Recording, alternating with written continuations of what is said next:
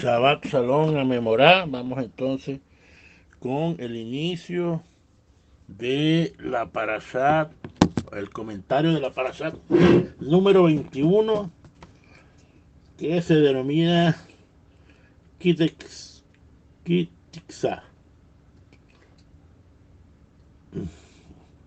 Así que significa cuando alces, cuando levantes, haciendo referencia a la expresión de alzar las cabezas, para referirse al censo, a elaborar un censo, como dice en números 4.2.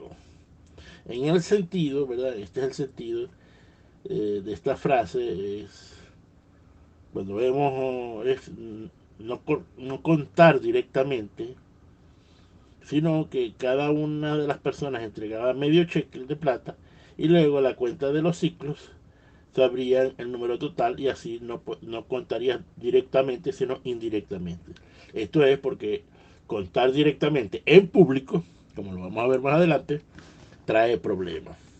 Así que bueno, esta es la parashá de esta semana. Básicamente acabamos de hacer un análisis del nombre de la parashá. Así que con el permiso del cielo, con el permiso de nuestro santo maestro Yeshua Mashiach, con el permiso de todos ustedes y mis autoridades, vamos a comenzar y proseguir, señores, con el contenido de esta parashá. La enseñanza, ¿verdad?, de esta semana hemos visto, vamos a hablar sobre el pecado del becerro de oro, que por cierto es el tema central de esta parashá, que usted sabe, el tema central. Y el contenido de esta parashá, bueno, vemos aquí el pago rescate por los censados, lo que se llamaba el Kofer. Vemos aquí varias construcción del Kior, de la preparación del aceite de unción, de la preparación del incienso. Aquí hay una confirmación de guardar el Shabbat. Vemos el tema sobre el pecado del becerro de oro, la ruptura de las tablas. Y bueno, ahí el Eterno, debido a que Moshe rompe las tablas, hay una orden de las segundas tablas, lo que sería como la renovación del pacto. Y finalmente termina con la alerta sobre la idolatría. Moshe recibe las segundas tablas. Y aquí es donde aparece que el resplandor de Moshe se iluminó cuando estaba en el Mizcán. Vamos entonces a ver el tema, ¿qué es el pecado desde la perspectiva hebrea con relación al becerro de oro? Vamos entonces a hacer la oración sobre el estudio de la Torah. Bendito eres tú, eterno, sobre el universo, creador de los cielos y la tierra, que nos has dado el privilegio y el mandamiento de estudiar tu Torah. Todo esto por los méritos de nuestro santo maestro Yeshua Mashiach. Amén. Eh, entonces, vamos a estudiar todo esto del becerro de oro.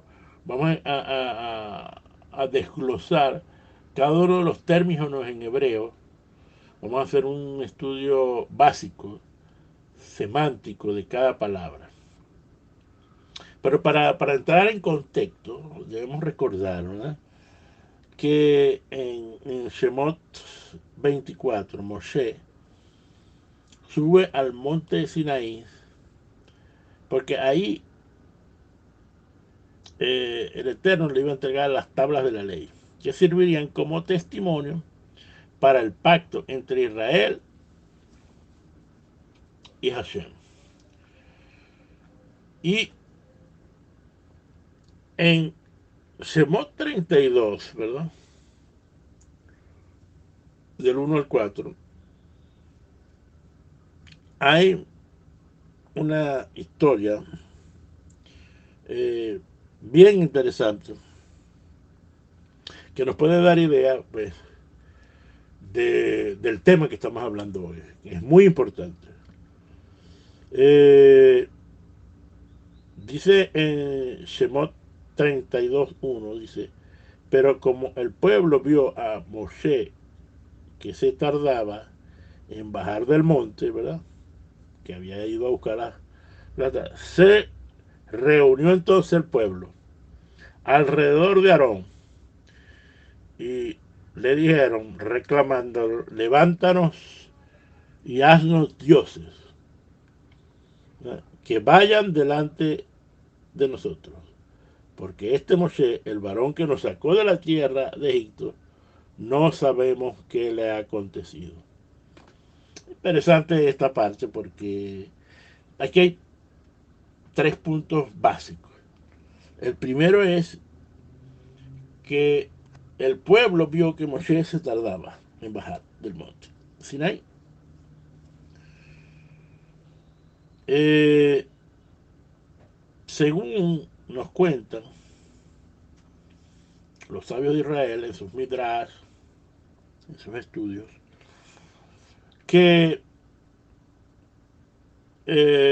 Moshe tenía destinado estar en el monte 40 días. Y el pueblo, ¿verdad?, se impacientó porque Moshe no llegaba y contaron en público los días que Moshe se había ido. Obviamente que esto trajo una equivocación en el conteo de los 40 días. El pueblo se impacientó y de ahí dio el resultado del becerro de oro. Por lo tanto, vemos aquí que el pueblo se impacienta, como, como vemos aquí esta parasha, que está prohibido contar en público, porque esto trae una fuerza impresionante de lo que se conoce como la Yan Ra, y también produce mmm, también otras fuerzas muy fuertes, señores, negativas. Eh, con este punto en claro, ¿verdad? Vemos ya la razón por qué el pueblo hace empieza a manejarse en el mundo espiritual negativo para crear el becerro de oro. Ahora, es interesante porque dice, haznos dioses. Y aquí está la palabra Elohim. Ahora, Elohim es alguien con autoridad, que puede ser un juez, puede ser un nazi. Y esto eh, es muy interesante porque el pueblo lo que quiere sustituir es a Moshe. A veces creemos que quieren sustituir a Dios. No, era que querían sustituir a Moshe porque, bueno, Moshe murió. Eran una de las interpretaciones que habían. Por lo tanto, entonces, de ahí hubo la debacle. Eh, Porque el pueblo dijo, mira, quien nos llevó hasta acá es Moshe. Y si no está Moshe, nos sacó de la tierra de Egipto, entonces ahora no sabemos qué va a pasar. Por supuesto, esto tiene otras implicaciones. Pero quiero ver un ejemplo de los relatos de contar. El rey David, Melech David, en 2 Samuel 21:3, relata cómo David ordena hacer un censo de todos los israelitas para ir a la guerra. Por supuesto, este censo fue público y notorio, e inmediatamente después surgió algo malo, una plaga que afectó al pueblo, que trajo como consecuencia que murieran 70,000 personas. Señores, contar en público cosas trae la fuerza de la Ayan Ra. Ayan Ra es lo que se conoce como ojo malo. Contar cosas en público te trae una fuerza negativa. Cuando tú cuentas en público tu dinero, ¿verdad? Cuando tú cuentas personas, cuando haces censo, por eso lo del medio shekel, como vimos, era para no contar al pueblo. Pero definitivamente David, este, como ir para la guerra, necesitaba saber cuántas personas tenía. Por supuesto que el concepto aquí es que cuentan, a veces tú cuentas el dinero, no para saber lo que tú tienes, sino como diciendo, bueno, si tengo mucho, estoy confiado. Si tengo poquito, desconfío. Y tanto el dinero como soldados para ir a la guerra, al final la esencia de todo esto es que tú tienes que confiar en hacer, con pocos o con muchos. También podemos ver que contar eh, tus problemas a personas, a cualquier persona, o tu sueño, o tus proyectos, tus planes, puede traer a Jan Rat cuando tú lo expones públicamente. Por eso es que generalmente se les recomienda a las personas a no contar sus planes a cualquier persona, ¿verdad? Porque trae consecuencias de que esta persona te exponga a la guerra. Bueno, al pueblo contar los días, ¿verdad? Impacientarse. Entonces, ¿qué pasó con el pueblo? ¿Verdad? Es decir, manejar su mente, su imaginación, llegó a un punto entonces que dijeron, se desprendieron todos de los zarcillos de oro que tenían en sus orejas, se los llevaron a Aarón, y sucedió, ¿verdad? Que ellos, al traer todas estas cosas, se produjo un milagro y se dice que salió un becerro de oro. No voy a entrar ahorita en esos detalles, ¿verdad? Para no salirme del tema. El problema fue que al ver el becerro de oro, ¿verdad? Empezaron a danzar, empezaron a hacer abodazará, y cuando Moshe venía, ¿verdad? Descendiendo, la ira de Moshe, ¿verdad? Que arrojó las tablas que tenía en sus manos y las quebró en el pie de la montaña. La pregunta que nos hacemos aquí es si nosotros estamos diciendo, ¿verdad? Que el pueblo lo que quería era sustituir a Moshe, ¿verdad? La pregunta es, ¿dónde está el pecado tan grande? Porque es pecado de idolatría, si ellos lo que querían era sustituir a Moshe. El problema es que, señores, dice, haznos dioses, haznos Elohim, que vayan delante de nosotros. Aquí es donde está el problema. Porque esto concuerda con Shemot 23, que dice, no tendrás dioses delante de mí. ¿Qué significa eso? Que cualquier cosa que tú pongas delante de Hashem es idolatría. Que sea dinero, que sea familia, esposa, hijos, trabajo.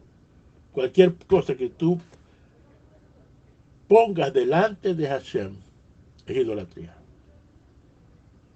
Por lo tanto, señores, ese fue el pecado mayor, que hicieron idolatría. Y vamos a ir desarrollando muchas de estas cosas. Pero para eso tenemos que ver que es pecado desde la perspectiva hebrea. La palabra en hebreo, pecado, es la palabra het, que significa errar. que significa no dar en el blanco, que en el errar en el sentido de no alcanzar una meta, un camino, un objetivo, un blanco exacto, en el sentido también de que te dan unas instrucciones y tú no sigues esas instrucciones. Ahora, es bien interesante porque la palabra Torah tiene que ver con dar en el blanco. Pecado entonces vendría siendo el antónimo de Torah, que es no dar en el blanco. Torah, dar en el blanco.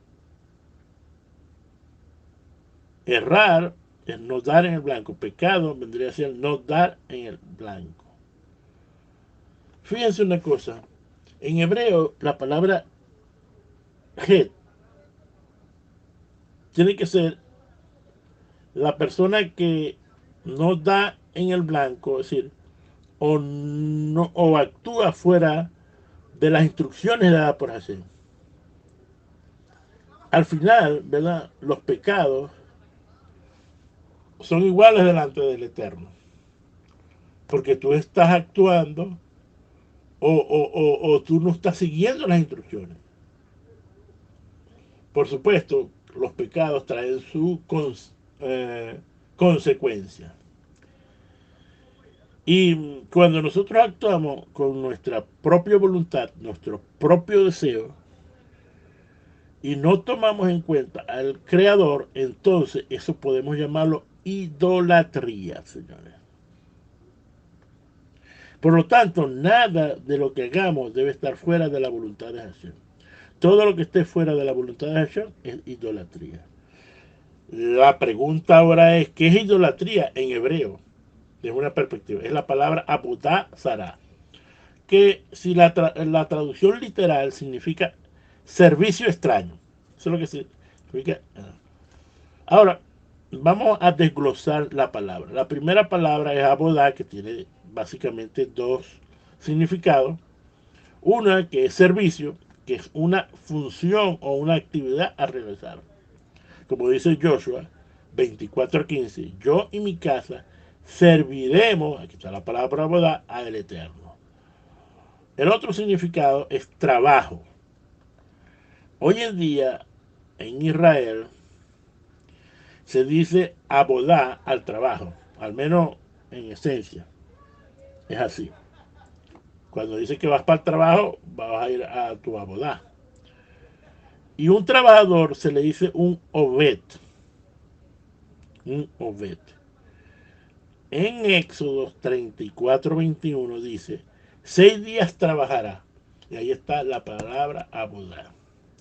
En Salmo 104:23 dice que el hombre sale a su trabajo, a su boda, a su labranza, hasta la tarde. Así que sale desde la mañana hasta en la tarde. Eso es abodá, tanto trabajo como servicio. Es decir, una actividad a realizar. Parecen sinónimos, pero sí tienen una diferencia. ¿Qué significa la palabra zara o zara? Significa zara, que se ha traducido como extraño, realmente es extraño a los principios de la Torah, número uno.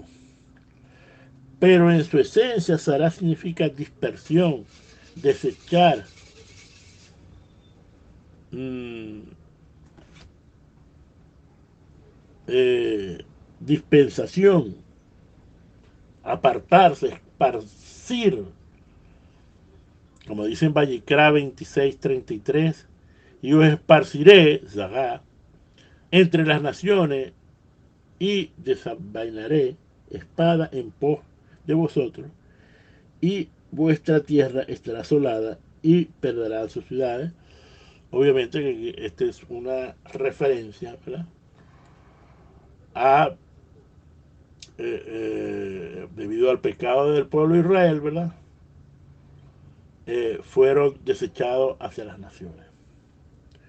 Por lo tanto, todo lo que esparce, disperse o separe en tu vida es la consecuencia de la idolatría. De la idolatría, señor. Separar, esparcir o dispersar. Y este es lo que está en la esencia de la palabra Sara. Veamos al becerro de oro. En Shemot 32:20 dice, y tomó el becerro que había hecho y lo quemó en el fuego y lo volvió polvo y lo esparció. Está la palabra, la donde dice sobre las aguas, lo esparció. Es decir, aquí vemos la consecuencia de todas estas cosas. Por lo tanto, señores, el concepto central de idolatría de Abodá Zará es servicio extraño. Desde una perspectiva más profunda, la idolatría se le dice Abodá Zará hoy en día, que significa trabajo extraño o servicio extraño. Esto indica, como les dije, que todo lo extraño a los conceptos y a los puntos de la Torá. Y vemos entonces que al aplicar este principio en nuestras vidas, entonces todo lo que se pare, esparce, se disperse, entonces viene siendo Abodá Zará. Abodá Zará tiene tres conceptos, ya vimos el primero. El primero es que no tendrás dioses delante de mí. Este es el primer concepto, ¿sí? Cualquier cosa que pongas delante de ti. Y esto, señores, esta es la esencia de lo que pasó con el becerro de oro. Pidieron otro líder, pero para ellos ponerlo delante del Eterno. Imagínense. Y esto es muy común, señores. Anterior, a hoy en día, de poner cosas, por ejemplo, el dinero, tu trabajo. Un hijo puede ser que tú pongas delante de Hashem a un hijo. Y esto vendría siendo idolatría. Por supuesto, esto a veces no se ve, porque está en las mentes y a veces no podemos entender las mentes de las personas. Como dice aquí el segundo concepto de la idolatría, no te harás ídolos ni semejante alguno de lo que está arriba en el cielo, ni abajo en la tierra, ni en las vagas, etcétera, etcétera, etcétera. Por supuesto, la idolatría, ¿verdad? No le podemos dar forma, como dice aquí. Pues. Y ese sería el segundo concepto. El tercero es que no los adorará ni les servirá. De alguna manera la palabra adorar es shakat y la palabra abodá, servirás, es abodá. Por lo tanto, señores, estos dos conceptos de poner cualquier cosa que pongas tú delante del Eterno, ¿verdad? Que sea algo que hagas, ¿verdad? Algo en este mundo, porque generalmente la idolatría son cosas de este mundo, algo que está palpable, y eso tú lo adores, eso tú lo sirvas, por ejemplo, como el dinero, que es algo muy palpable, entonces estarás haciendo Abodá Zará con tu dinero. Por supuesto, hay otras formas más sutiles hoy en día sobre la idolatría. Ya que mucha gente no tiene la mentalidad de que tenían hace 2000 años, ¿verdad? En donde las personas, eh, había mucho, por ejemplo, adoración al dios Moloch, ¿verdad? O otros dioses que habían, eran prácticas muy paganas que hoy en día, de alguna manera, muy pocas practican este tipo de idolatría. Sin embargo, como les dije yo, poner una persona delante entre Hashem y tú es idolatría. Pero hay una más sutil todavía, que es cuando tú mismo te crees un Dios. Cuando tú mismo te sirves a ti mismo por medio de la arrogancia, el egoísmo, esos conceptos de egoísta, del ego en ti mismo, que de alguna manera te hace un idólatra. O quien es prisionero de sus propias tentaciones y concupiscencias, señores, trae como secuencia la idolatría a esas propias tentaciones.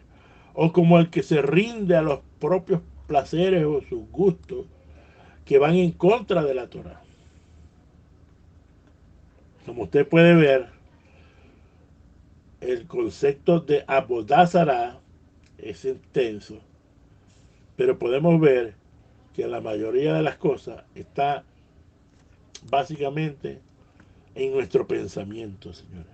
Allá es donde está todo eso. Y el becerro de oro fue un concepto que al final, por la impaciencia que viene dentro de su mente, hizo que el pueblo hiciera eso. La palabra, otro concepto que tenemos que estudiar, es la palabra Jeta Egel, que es becerro de oro. La traducción literal sería el pecado del becerro. No sería del becerro, sino por el becerro. Pero bueno, eso es lo que dice literalmente. Y se ha traducido como el becerro de oro para hacer una énfasis en aquel becerro que hicieron los hijos de Israel en el desierto con el oro que ellos traían. La palabra Het es la palabra pecado, ¿verdad? Y la palabra Egel es becerro. Ahora, ¿qué significa Egel? Egel tiene una relación con la rapidez de tiempo, de velocidad, de ser rápido. Y la Torah nos enseña que el pueblo se impacientó, fue rápido ante la tardanza de Moshe y su mente trabajó muy rápidamente, que pensaron de que Moshe se había demorado de descender a la montaña. Y ahí es donde le dicen a Aarón que le levante y haga un Elohim a ellos. Esta frase nos delata el caso más grave de la mera falta de paciencia.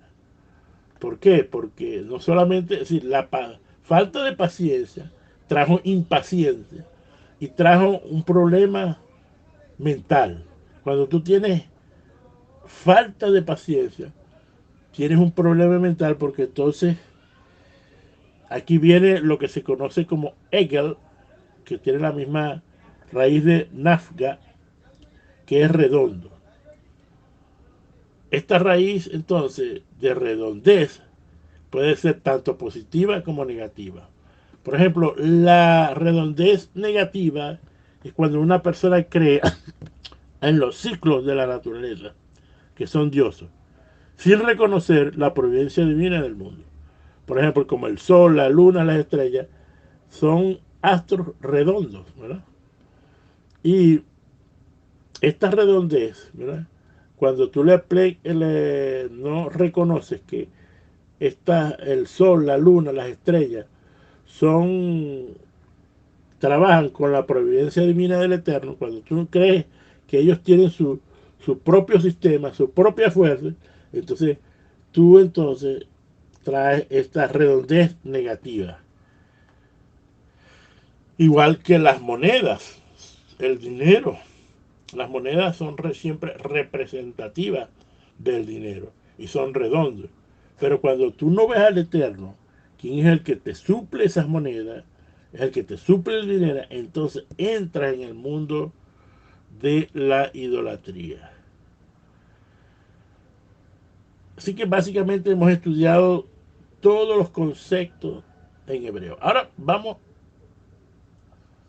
a responder una de las preguntas que hemos hecho. ¿Qué produjo el pecado del Geta Hegel? Porque fue un pecado muy fuerte. En Jeremías 7:21, el profeta Jeremías nos dice lo siguiente. Así dice el Señor de los ejércitos, el Dios de Israel. Añadid vuestras holocaustos y a vuestros sacrificios y comed la carne. Obviamente que estamos hablando aquí uno de los conceptos de sacrificio que había en el templo, que aparece en la Torá, no dada en los 10 mandamientos, sino después Moshe empezó a escribir eh, las leyes sobre los sacrificios. Ahora en el versículo 22 dice el Eterno, porque yo no hablé a vuestros padres, ni les ordené nada en cuanto a holocausto ni sacrificio en el día de lo que saqué de la tierra de Egipto. Ahora, esto está bien interesante. Si usted no está entendiendo lo que el Eterno dice, vamos a explicar, vamos a analizar algo aquí. Lo que le quiere decir este versículo es que el Eterno, cuando el pueblo salió de Egipto, no habló, no puso mandamientos, no les dijo, no les ordenó nada sobre holocausto ni sacrificio. Es decir, las leyes que se regían en el templo, ¿verdad?, de holocaustos y sacrificios, no estaban estipuladas. Esto fue después que trajeron la segunda tabla. Se dice que las primeras tablas eh, eran totalmente, tenían mandamientos diferentes. Así que los 10 mandamientos ya vendrían entrando a la segunda tabla. Pero esto realmente es tema de yeshiva y no la vamos a poder explicar aquí. Pero quédese con esa idea que de lo que estamos hablando aquí. Por lo tanto, Hashem no tenía prioridad el día que lo sacó de Egipto de hacer ordenanzas acerca de las leyes de los holocaustos y de los sacrificios de animales para el perdón de pecado. Fue después del pecado del becerro de oro que vino la ordenanza de estos sacrificios por el perdón de los pecados. Por lo tanto, el sacerdocio de Aarón salió en consecuencia del pecado del becerro de oro.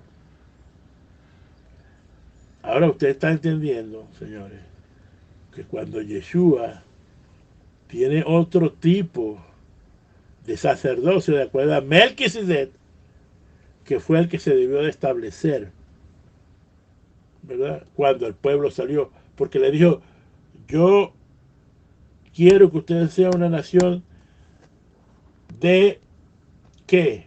Reyes y sacerdotes.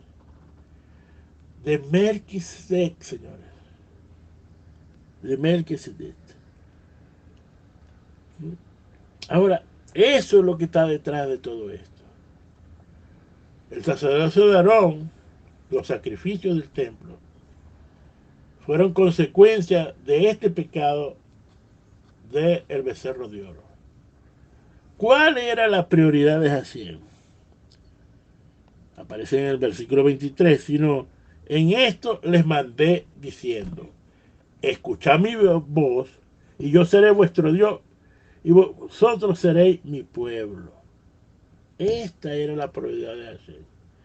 Escuchen mi voz y yo seré vuestro Eloah y vosotros me seréis mi pueblo. Esa era la prioridad de Hashem. ¿Cuál es el reproche ahora que tiene Hashem en todas estas cosas? Que por años y años y años y Jeremías se lo expuso al pueblo. Y dijeron así, en Jeremías 5:24, no escucharon ni inclinaron su oído.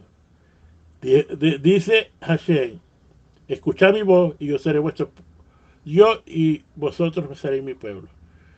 Jeremías después dice, no escucharon ni inclinaron su oído. Es decir, no escucharon a quién, no escucharon su voz. Por cierto, hay un Humás que se llama la voz de la Torah. Y esto es una referencia de que no escucharon la Torah, no escucharon los mandamientos que el Eterno les dijo, sino que anduvieron en sus propias deliberaciones. Por lo tanto, cuando tú andas en tus propias deliberaciones, es debido a que no controlaron su mente, sus pensamientos y la imaginación. Mire, la impaciencia trae como consecuencia que tu mente divaga y la imaginación, ¿verdad?, se activa. ¿Y qué pasó entre el pueblo? Que la impaciencia, conjuntamente con su corazón duro de servir, trajo una mente que divagara e imaginaron, incluso vieron, escuchen bien, se dice a lo mirar que el pueblo vio como una película, todos vieron una película, los que tenían esta actitud, y vieron el ataúd de Moshe y dijeron, bueno, ya qué vamos a hacer aquí, tenemos entonces que buscar otro sustituto porque Moshe ha muerto. Por lo tanto, señores, qué difícil es esto de la imaginación. Qué difícil es esto de la abodázara. Ahora, generalmente vemos aquí y le echamos plomo al pueblo de Israel en el desierto, porque cree que eso nada más pasó allá. No, no, no, señores. Hoy en día entre nosotros pasa eso y peor. No se excluya, señores.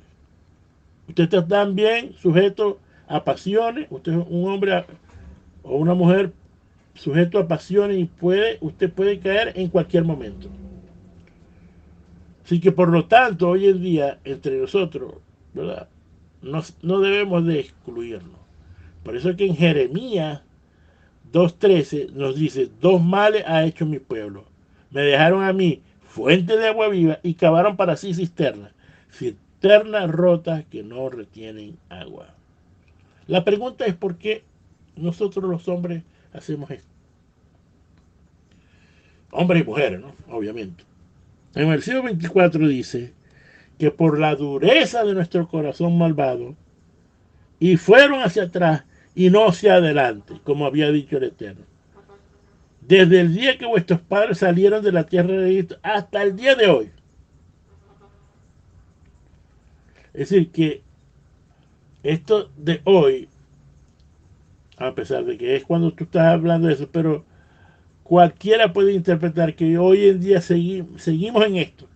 Tenemos un corazón malvado y no hemos seguido la voluntad del Eterno. Y mire, y les envié todos los profetas, mis siervos, enviándoles desde temprano y sin cesar. Pero no oyeron ni inclinaron su oído, sino que endurecieron su corazón e hicieron peor que sus padres. Bueno, creo que estos versículos no tienen mucha explicación si usted está entendiendo la enseñanza. Si usted medite bien esto, si usted no está entendiendo esto. Pero necesito seguir para terminar la enseñanza porque el tiempo se me está acabando. En Jeremías 9:24 dice, mas alábese esto en el que hubiera de alabar, en entenderme y conocerme, que yo soy Hashem, tu Dios, que hago misericordia, juicio y justicia en la tierra, porque de estas cosas quiero, dice Hashem. Señores, miren, puede ser que el Eterno les estaba diciendo que no quería los sacrificios, lo que quiere es el corazón, en entenderlo, en alabarlo. Señor, llamó el Eterno en una oportunidad por medio de un profeta que los sacrificios del templo le eran como trapos sucios. ¿Y sabe qué significa eso? Los trapos sucios eran los trapos, no habían toallas sanitarias para las mujeres y las mujeres se ponían unos trapos para que cuando bajara la menstruación, estos trapos absorbieran la sangre.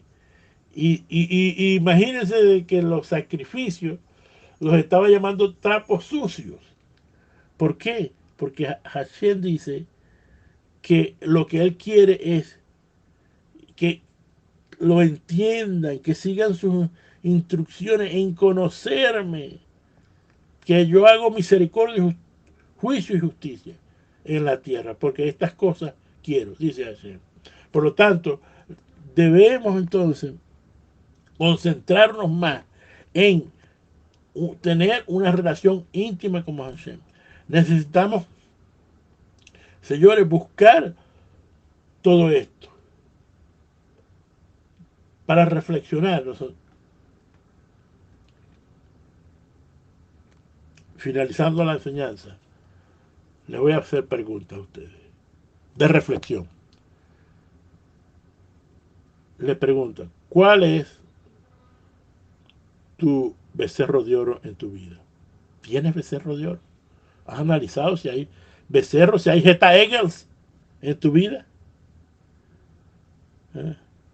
¿Cuál es tu situación con Hashem? ¿Realmente tú tienes una relación íntima con Hashem?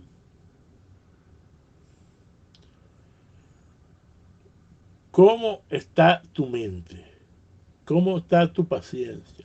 ¿Cómo está tu imaginación? ¿Cómo están tus deseos, las envidias, los miedos, la falta de paciencia en tu vida? Les pregunto, ¿tú estás controlando tu imaginación o le das rienda suelta? ¿Tú estás controlando tus emociones o le estás dando rienda suelta? ¿Cuántos de nosotros estamos perdiendo vida, ¿verdad?, por no controlar estos dos aspectos de la imaginación y nuestras emociones? No estamos controlando todo nuestro pensamiento. ¿Estaremos haciendo abodazará? ¿Estamos conscientes de que estamos haciendo abodazará?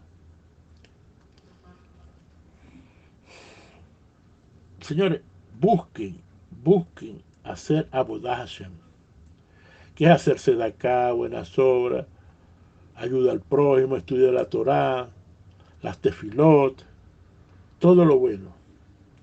¿Sabe cuál es el antídoto del pecado? Esa es otra de las preguntas que habíamos hecho. La paciencia, señores. En Berajot, en el Tratado de Berajot 5a, dice que uno debe esforzarse en adoptar el atributo divino de la paciencia infinita, que es la conciencia. Usted sabe que nosotros fuimos creados a imagen y semejanza. Esto quiere decir que hay atributos divinos dentro de nosotros, y entre de los atributos divinos está la paciencia, señor. Mire, por muy grande que sean los pecados, todos los pecados provienen de una carencia básica de tu paciencia. Si no tienes paciencia, dicen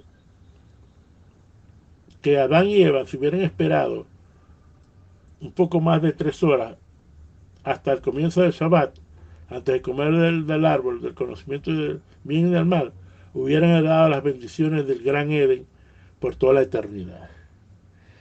Esto, en el caso de Melech David, dicen los sabios que Melech David, como rey, se podía casar con cualquiera de las mujeres del reino. Y estaba escrito que Bathsheba iba a ser la madre de Salomón. Sin embargo, por su impaciencia, por no controlar sus emociones, ¿saben qué pasó con David? Con Melech David. Estaba en su terraza y vio a Bathsheba, vio a Bexabé haciendo el ritual de la nidá, de la limpieza de la nidá, que la hace la mujer, ¿verdad? Cuando sale del periodo se, se hace una purificación en una misma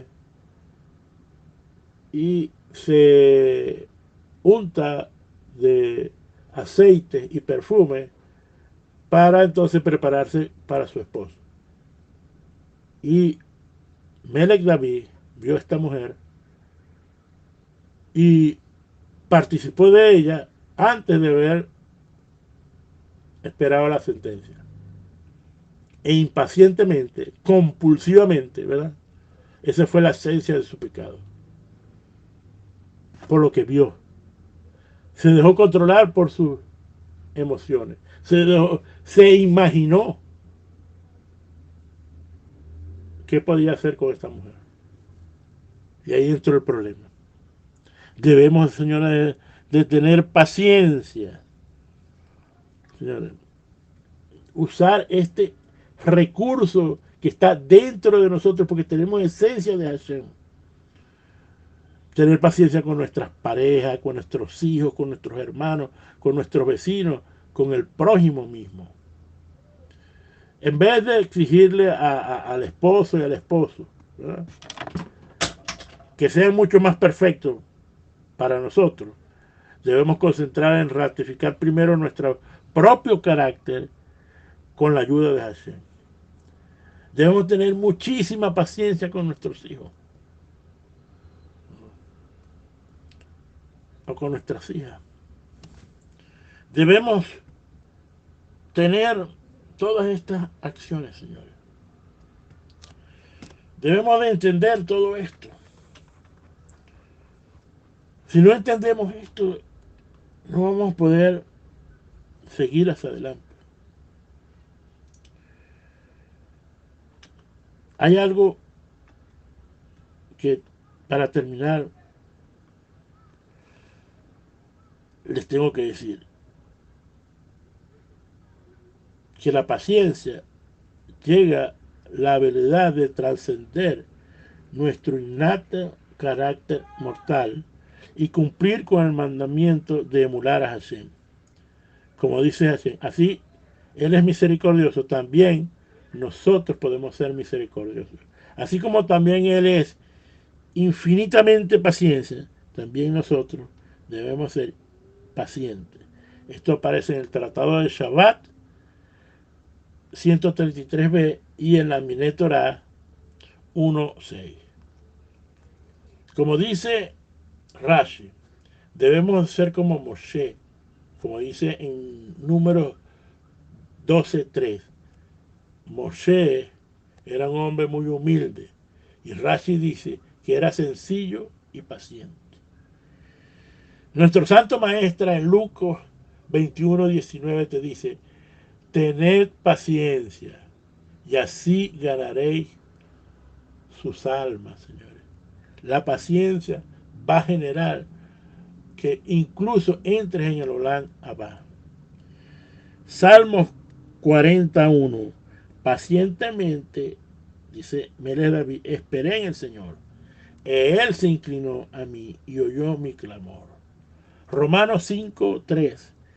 Y esto solo, sino que también nos regocijemos en los sufrimientos, porque sabemos que los sufrimientos producen paciencia y la paciencia produce un carácter aprobado y un carácter aprobado produce esperanza. En Romanos 15:4 dice: las cosas que se escribieron antes se escribieron para nuestra enseñanza, a fin de que tengamos esperanza por medio de la paciencia y la consolación de las escrituras. En Santiago 1:3-4 nos dice: bien sabes que cuando la fe es puesta a prueba, produce paciencia, pero procuren que la paciencia complete su obra, para que seas perfectos y cabales, sin que les falte nada. En Santiago 5:7 nos dice: pero ustedes, hermanos, tengan paciencia hasta la venida de Hashem. Fíjense el labrador, cómo espera el preciado fruto de la tierra y cómo aguarda con paciencia la llegada de las lluvias tempranas y tardías. Sabemos que un labrador pasa 2-3 meses hasta que pueda recibir su fruto. Esa es la paciencia. Como dice aquí, Hermanos míos, tomad como ejemplo el sufrimiento y la paciencia de los profetas que hablaron en nombre de Hashem. Dicen, recuerden en Santiago 5:11, recuerden que nosotros considerando dichosos a los que pacientemente sufren, y ustedes que sabiendo la paciencia de Job, y saben también cómo lo trató el Señor al final, por lo que Él es toda compasión y misericordia. Hashem es todo y misericordia. Cuando nosotros hacemos como pacientemente Job sufrió, sufrió, sufrió, y al final Hashem lo trató con compasión y con misericordia. Señores, cuando tengamos sufrimiento, no se queje, porque ese sufrimiento probablemente está fortaleciendo su paciencia. Por eso, como dice en Éxodo 14:14, quédense tranquilos, porque Hashem peleará por usted. La tranquilidad, señores, la trae la paciencia, señores. La paciencia te libra de todos los pecados, señores. No solamente te libra, sino que te limpia también al final. Tus pruebas, señores, tus sufrimientos te van a traer paciencia, que es la fortaleza, lo que tú vas a la fuerza, el coat que tú vas a necesitar cuando tengas algún problema. Practica la paciencia con tus hijos, sobre todo con aquellos que están más pequeños, con tu familia, con tu esposa, con tu esposo, con tu hermano, con tu hermana, con tu vecino, con tu vecina. Busca hacer Avodah Hashem, que es por medio del estudio de la Torah, eh, la Sedaká, etcétera, etcétera. Y evita la Avodah Zará, señores. Evita la idolatría que la hemos enseñado hoy. Quita delante de ti los becerros de oro que hay en tu vida delante de ti, señores. Busca tener una relación íntima con Hashem. Quita tu egoísmo, quita tus malos pensamientos y apégate todo lo bueno y busca a Hashem. Que el Eterno los bendiga, los proteja, que haga resplandecer el rostro delante de ustedes y le dé mucha sabiduría y entendimiento para poder tener paciencia, señores. ¿Para qué? Para poder entonces controlar nuestra mente y así vivir en los caminos de Hashem. Shabbat Shalom, señores. Shabbat Shalom.